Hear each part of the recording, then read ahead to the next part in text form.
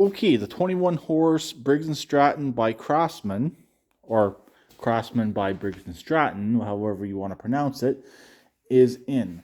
It definitely took a little bit of work, had to put it in and out a few different times due to a heat shield at the front, right up there. That's the heat shield between the frame and the battery. I do believe that's original because it's formed actually into the actual frame. So I'm thinking with this machine, they were originally running a single cylinder L-head engine in here, not an overhead valve.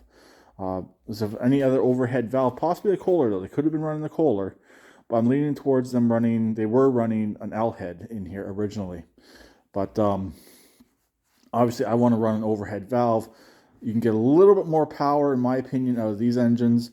This engine's obviously quite a bit bigger because I'm not looking for huge amounts of horsepower on this. I'm looking to keep it modest and keep it reasonable. And I don't want to run a V-twin. I don't think they're running a V-twin because they had a tack on here.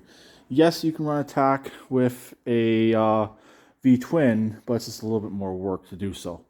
But anyways, engine's in. It's all bolted up. It's all, that side's ready to go. I'm ready to measure up my belts tomorrow. It's getting kind of late now, and I really worked late last night, so I'm getting kind of tired. So anyways, we're all ready to go on that. I did end up ordering some parts. I had to order the cover bolts, and I ordered these screws for right here. I know a lot of people will be thinking, why did you order those screws? You'll probably be running, modifying the air filter eventually. I might modify it, but if I do modify it, I'd like to kind of keep it underneath the stock cover and keep it kind of hidden, and really you don't know what's going on there.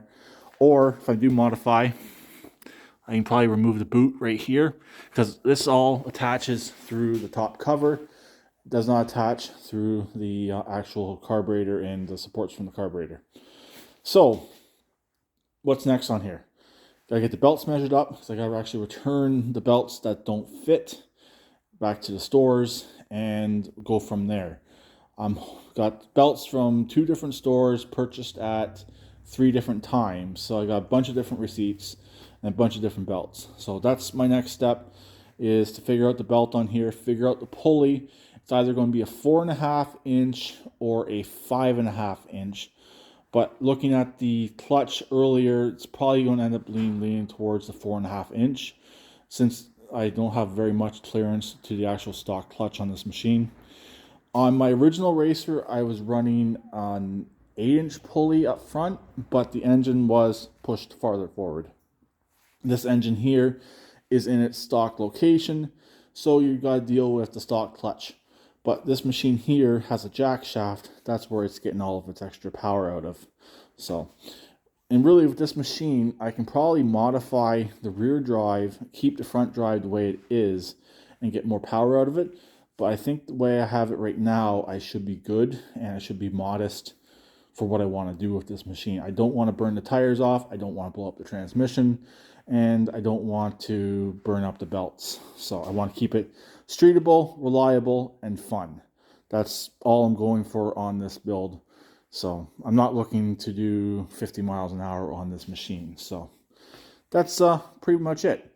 So talk to me later. Please keep it redneck like always, and please subscribe and comment.